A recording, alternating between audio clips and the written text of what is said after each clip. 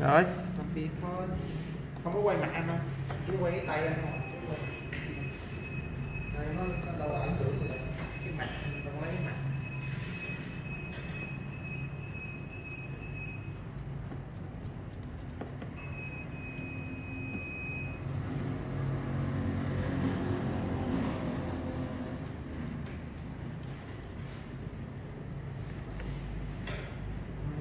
Lên giá luôn, rồi đầy bên kia.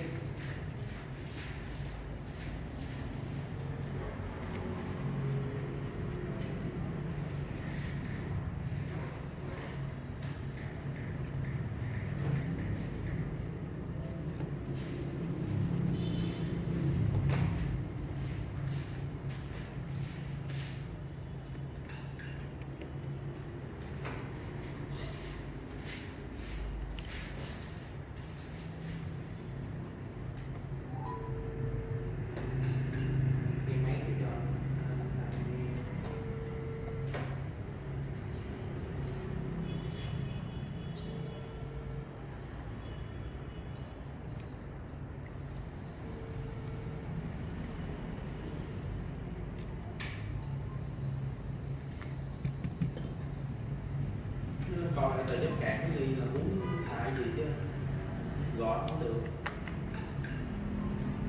Anh kêu gọi họ kiểm tra gì đó, coi tờ giấy cạn á mà nó yêu cầu gì, nó yêu cầu gì đó, cái gì vậy, cái gì chi chờ họ gọi là làm gì qua gọi được, cái này gọi không được, đợi cái này thứ hai gọi được rồi tính tiếp. Và anh Thanh nó gọi lại em không? Không anh thấy gọi nhỏ cũng thấy gọi lại luôn rồi. Không phải là gọi số điện thoại thường à.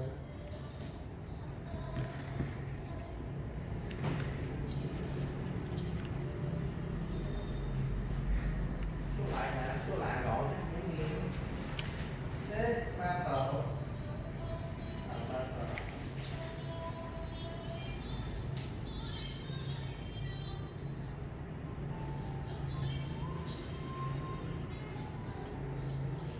Anh ở nhà đi. Bỏ bí bí thôi, em quay 9.070.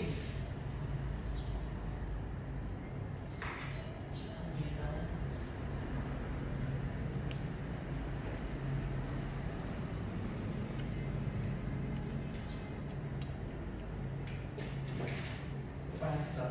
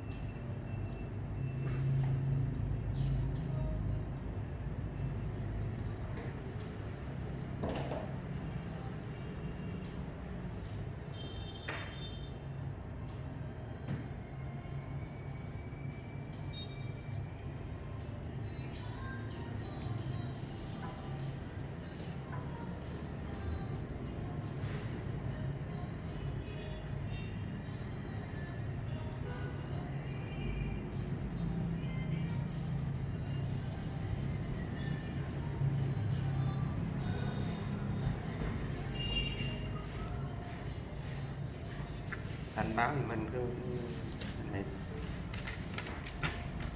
này do máy rất công men, giờ men nó lên nó tắt báo thêm men được chạy. Báo thêm mail nữa hả? Ờ, Thì chờ thế, để đó thứ hai báo nha. Em gọi giờ luôn. gọi luôn em. Trong bữa là nhiêu triệu tư. Cái mail này anh biết nhiêu tiền không? Là cái men nó thì công không bảo hành được có khách. Nó không lên ha. Nó lên rồi tắt.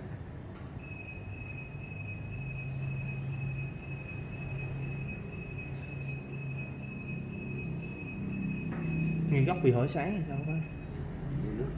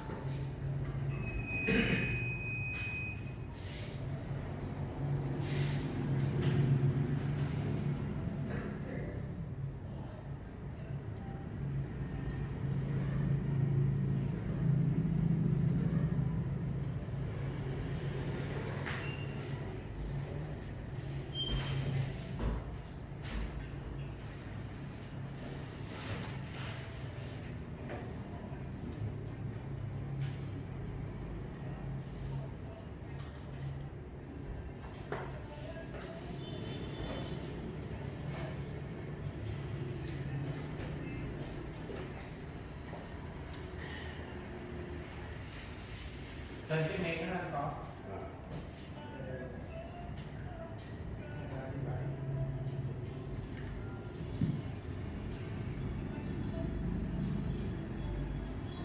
cái men chịu tán nữa.